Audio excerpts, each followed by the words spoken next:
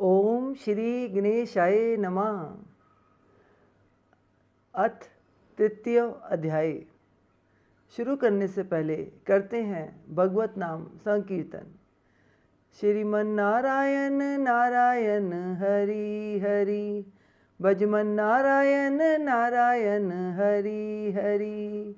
तेरी लीला सबसे न्यारी न्यारी, हरि हरि। अर्जुन बोले, हे जनार्दन, यदि आपको कर्म की अपेक्षा ज्ञान श्रेष्ठ मानने हैं तो फिर हे केशव, मुझे भयंकर कर्म में क्यों लगाते हैं? आप मिले हुए से वचनों से मेरी बुद्धि को मानो मोहित कर रहे हैं। इसलिए उस एक बात को निश्चित करके कहिए जिससे मैं कल्याण को प्राप्त हो जाऊं। श्री भगवान बोले, हे निष्पाप, इस लोक में दो प्रकार की निष्ठा मेरे द्वारा पहले कही गई है। उनमें से सांख्य योगियों की निष्ठा तो ज्ञान योग से और योगियों की निष्ठा कर्म योग से होती है। मनुष्य ना तो कर्मों का आरंभ किए बिना निष्कर्मता को यानी योग निष्ठा को प्राप्त होता है और ना कर्मों के केवल त्याग मात्र से सिद्धि यानी सांख्य निष्ठा को ही प्राप्त होता है। निसंदेह कोई भी मनुष्य किसी भी काल में क्षण मात्र भी बिना कर्म किए नहीं रहता, क्योंकि सारा मनुष्य समुदाय प्रकृति जनित गुणों द्वारा परवश हुआ कर्म करने के लिए बाध्य किया जाता है। जो मूढ़ बुद्धि मनुष्य समस्त इंद्रियों को हठपूर्वक ऊपर से रोककर मन से उन इंद्रियों के विषयों का चिंतन करता रहता है, वह मिथ्याचारी अर्थात दंभी कहा जाता है।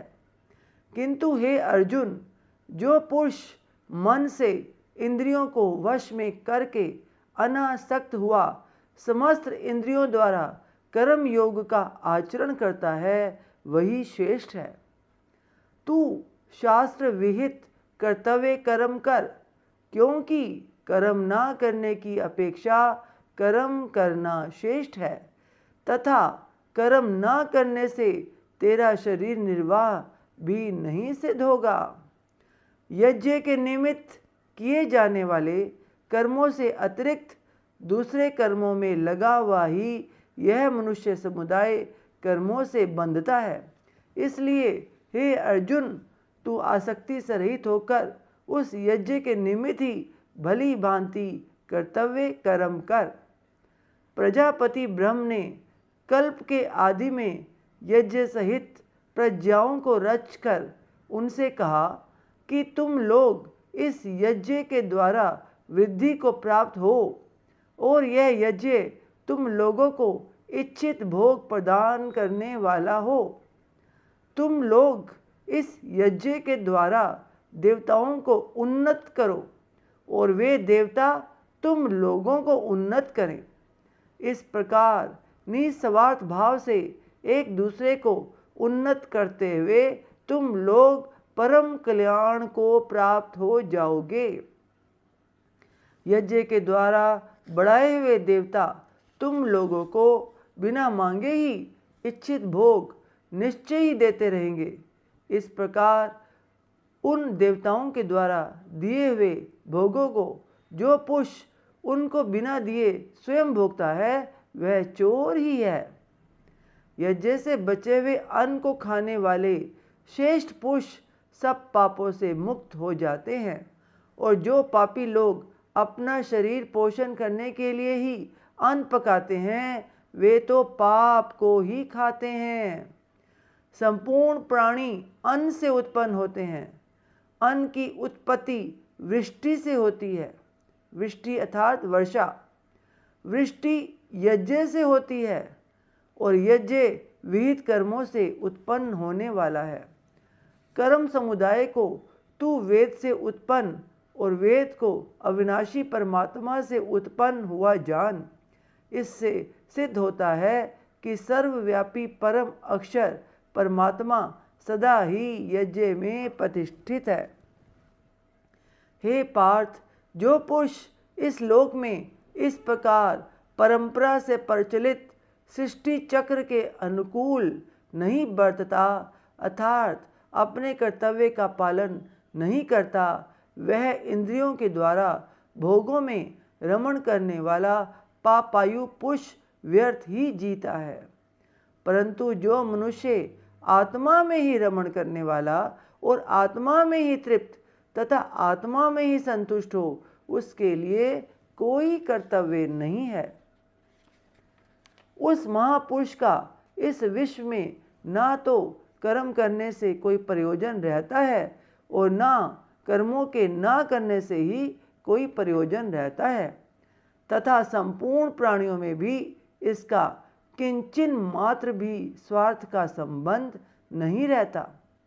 इसलिए तू निरंतर आसक्ति से रहित होकर सदा कर्तव्य कर्म को भली भांति करता रहे, क्योंकि आसक्ति से रहित होकर कर्म करता हुआ मनुष्य परमात्मा को प्राप्त हो जाता है। जनक आदि ज्ञानी जन भी आसक्ति रहित कर्म द्वारा ही परम सिद्धि को प्राप्त हुए थे। इसलिए तथा लोक संग्रह को देखते हुए भी तू कर्म करने के ही योग्य है, अर्थात तुझे कर्म करना ही उचित है। श्रेष्ठ पुरुष जो जो आचरण करता है, अन्य पुरुष भी वैसा वैसा ही आचरण करते हैं। वह जो कुछ प्रमाण कर देता है, समस्त मनुष्य समुदाय उसी के अनुसार बरतने लग जाता है।